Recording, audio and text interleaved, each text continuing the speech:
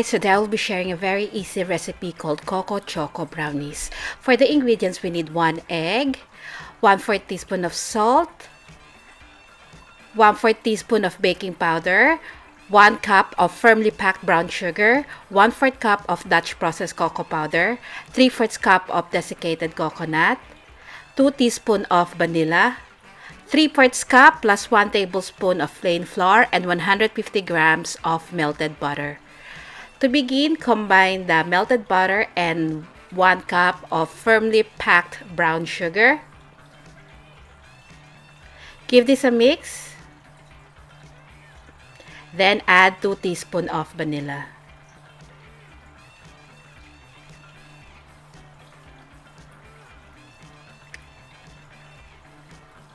Add the egg. Can continue mixing until everything is well combined.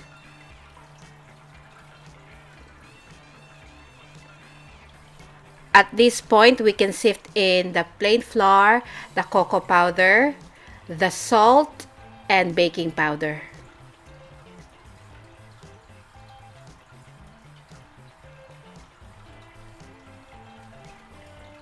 Now, using a spatula, give this a mix. Please do not overmix this. So stop once everything is just combined.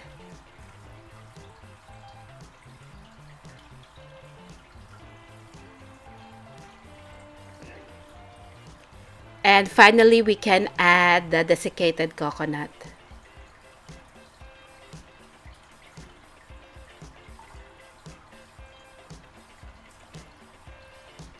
And this is now ready. We're going to transfer this in a prepared pan. I have 8 by 8 square pan in here that I lined with parchment paper. Then smooth the top. And then we're going to bake this in a preheated oven at 180 degrees Celsius for about 20 to 25 minutes, or until when you insert the skewer in the middle of the brownies and the skewer comes out clean.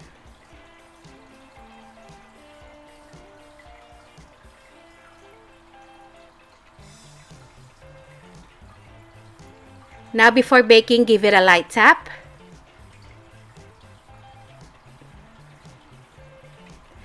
And this is what it looks like after baking. Set this aside. We're going to make the icing. For the icing, we need 1.5 cups of icing sugar, 1/4 cup of Dutch processed cocoa powder, 1 tablespoon of butter, and 2 tablespoons of hot boiling water. So sift in the icing sugar and the Dutch processed cocoa powder.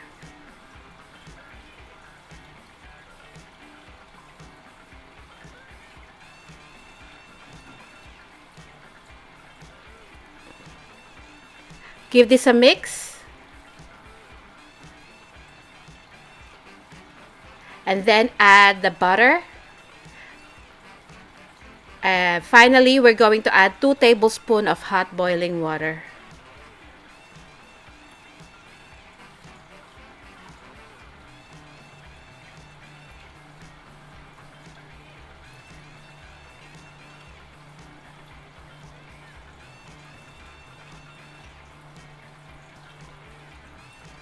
So this is like a paste.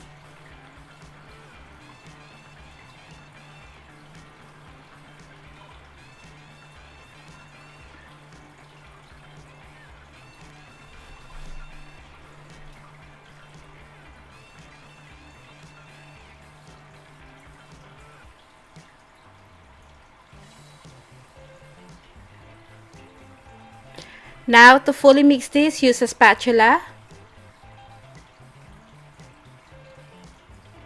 Once everything is well combined, we're going to spread this on top of the brownies.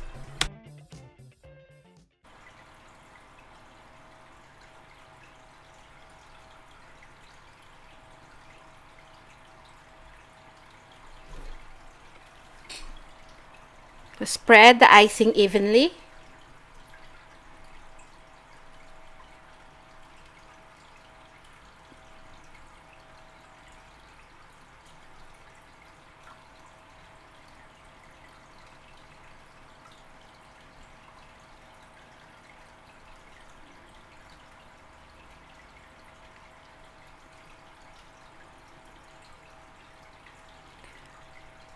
Now, if you want, you can dip your spatula into the hot water to make the spreading of the icing easier.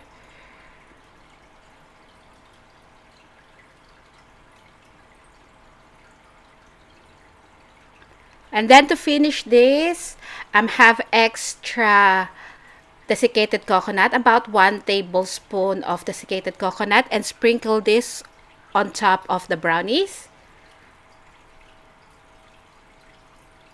Now let this cool down completely before slicing. And then slice the Choco Coco Brownies equally.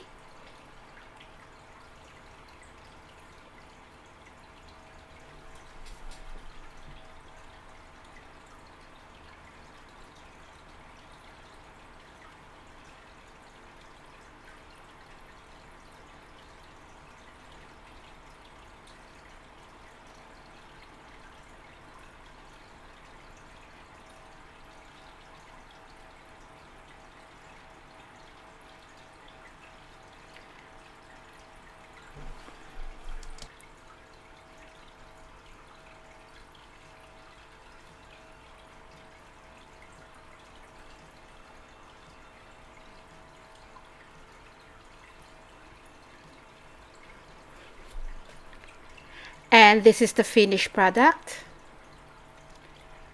These brownies is really good. I can guarantee that you're going to love this.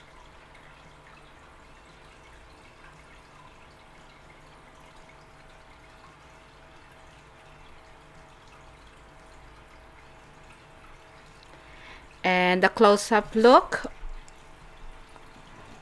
of what's inside the brownies when you cut it. So please do give this a try. Thank you so much for watching, and I'll see you again next week. Bye!